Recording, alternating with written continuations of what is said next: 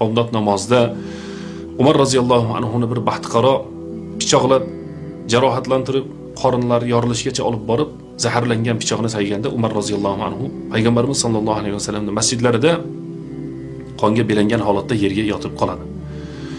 Va hushidan ham ketadi. Abdulloh ibn Umarga aytildiki, otangiz uyg'onmayapti. Otangiz dunyodan o'tdi shekilli deganda, yo'q, otam uyg'onadi.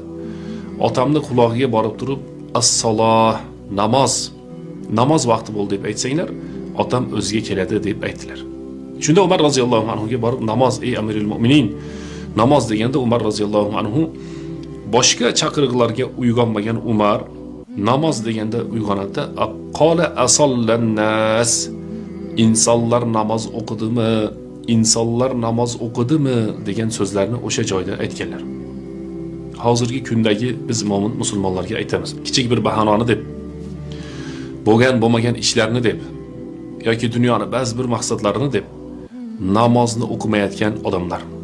Payg'ambarimiz sollallohu alayhi vasallam namoz o'qishlik haqida umr bo'yi va umrining nihoyasidagi so'nggi kalimalari ham namoz haqidagi da'vat bo'ldi. Umar roziyallohu anhu qonga belanib hushidan ketib o'ziga kelgandagi birinchi so'zi ham la hazza fil islam liman taraka as-salah. Islom dinida namozni tark qilgan inson uchun nasiba yo'qdir degan so'zlari bo'ldi.